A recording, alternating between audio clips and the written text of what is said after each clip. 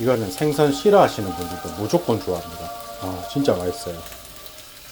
자, 제가 가장 싫어하는 음식 중 하나가 바로 퍽퍽한 고등어 구이인데요. 이 고등어를 도대체 어떻게 구워야지 비린내 없이 촉촉하게 구울 수 있을까요? 자, 오늘 고등어 가장 맛있게 굽는 방법 확실하게 알아보겠습니다. 자, 먼저 첫 번째로 이 고등어 껍질을 벗기고 구워야지 비린내가 안 난다고 하는데요. 하나는 껍질을 벗기고 구워 보았고, 다른 하나는 껍질채 구워 보았습니다. 자, 한번 먹어볼게요.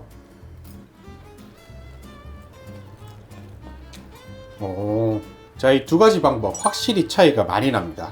우선 이 껍질을 벗긴 고등어는 생선 특유의 향이 좀 덜 납니다.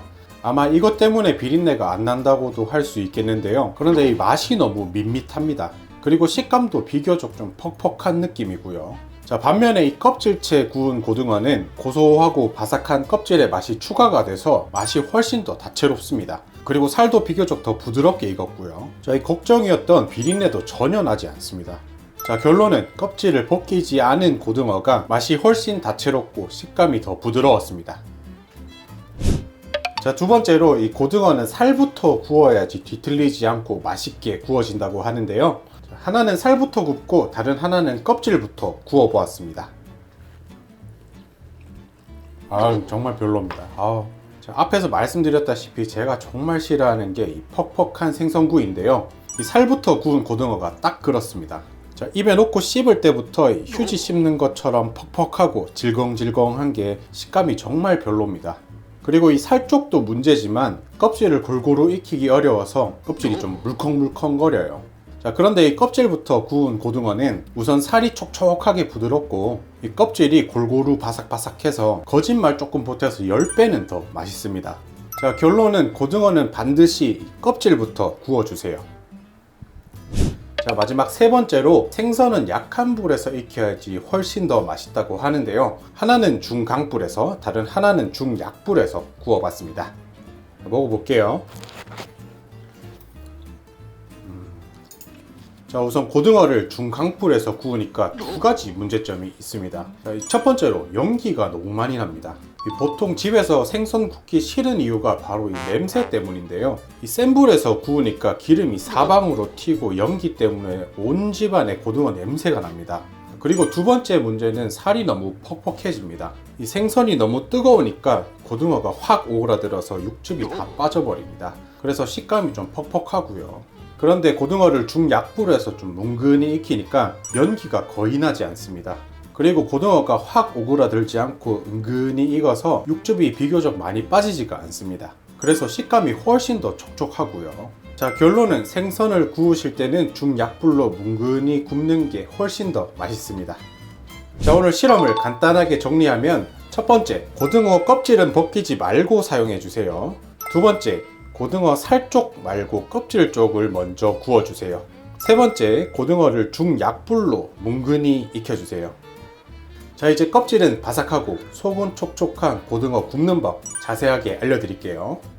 자, 먼저 고등어는 간 고등어는 사용하시면 안 됩니다. 자, 오늘 만들어 볼 고등어 구이는 껍질은 바삭하고 속은 촉촉한 고등어 구이인데요. 이 간 고등어는 소금을 많이 쳐놔서 이 생선에서 물이 많이 빠져서 퍽퍽하거든요.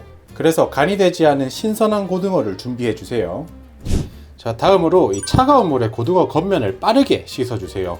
이 미지근한 물에 씻거나 너무 오래 물에 담궈두면 이 고등어가 금방 물러집니다. 자, 빠르게 씻어준 고등어를 키친타올에 싸서 물기를 꽉 잡아주세요. 자, 다음으로 이 생선 등에다가 살짝 칼집을 내주세요. 자, 고등어를 보시면 요 배 쪽은 얇고 여기 등 쪽은 두꺼워서 그걸 구워보면 이 얇은 배 쪽은 너무 익어버리고 요 두꺼운 등 쪽은 덜 익는 경우가 있거든요. 그래서 열이 잘 통하라고 요 두꺼운 등 쪽 부분에 칼집을 살짝 넣어주세요. 이거 그 대신 너무 깊게 칼집을 넣으면 이 생선이 끊어지니까 살짝만 넣어주세요. 자, 이제 고등어 구워줄게요. 고등어 구울 때는 딱 5가지만 기억해 주시면 됩니다. 자, 첫 번째로 이 고등어의 남은 물기를 키친타올로 완전히 닦아주세요. 이 뜨거운 기름에 이 고등어에 있는 수분이 만나면 이 냄새가 나는 연기가 됩니다. 자, 그리고 수분이 없어야지 이 껍질이 바삭바삭하게 구워지거든요. 이렇게 꼼꼼히 수분을 닦아 주신 뒤에 그다음에 소금을 살짝만 껍질과 살에 소금을 쳐주세요. 자, 다음에 후라이팬에 기름을 넉넉하게 둘러 주시고요. 자, 두 번째 포인트입니다. 여기다가 으깬 통마늘 두세 개를 넣어줍니다. 자, 그리고 불을 중불로 올려주세요. 자, 이렇게 마늘을 넣어주면 좋은 점이 두 가지가 있는데요. 하나는 이 기름이 너무 뜨거운지 아닌지 확인을 할 수 있고요. 이 두 번째로 이 마늘의 향이 고등어의 살짝 비릿한 맛을 잡아줍니다. 자, 그런데 다진 마늘 넣으면 이게 쉽게 탈 수가 있으니까 꼭 통마늘로 넣어주세요. 자, 그리고 이 뒤집개 꼭 미리 준비해주세요. 정말 중요합니다. 자, 이제 이렇게 마늘이 자글자글 소리를 내면요, 이제 중약불로 낮춰주시고요. 마늘을 옆으로 치워둡니다. 자, 다음으로 세 번째 포인트입니다. 자, 이 고등어를 껍질 쪽으로 넣어주시고요. 그리고 뒤집개로 10초 동안 지그시 눌러주세요. 자, 이 고등어를 뜨거운 프라이팬에 넣으면 확 쪼그라드는데요. 이렇게 뒤집개로 10초간 지그시 눌러주면 고등어가 뒤틀어지지 않고 평평하게 됩니다. 그래서 껍질이 바삭해지고 고등어가 골고루 익어요. 자, 네 번째 포인트입니다. 고등어를 움직이지 마세요. 이 고등어가 익으면서 위에 이렇게 물이 생기는데요. 이 고등어를 건들면 이 물이 후라이팬으로 떨어져서 연기가 납니다. 그렇기 때문에 아무것도 하실 필요 없이 그냥 이렇게 보고 계시기만 하면 됩니다. 자, 이렇게 익히면 뭐 딱히 할 것도 없고 연기도 안 나서 훨씬 더 간편하죠. 자, 이제 5분 정도 지났는데요. 이 고등어가 익으면서 하얗게 변하는데요. 이 위에 보시면 핑크색이 살짝 남아 있습니다. 자, 이때 이제 불을 꺼주세요.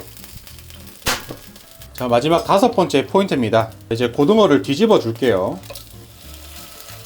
자, 고등어를 뒤집고 이 붉은기만 없앤다 생각하시고 5초에서 10초 동안만 가만히 둘게요. 자, 그리고 꺼내주세요.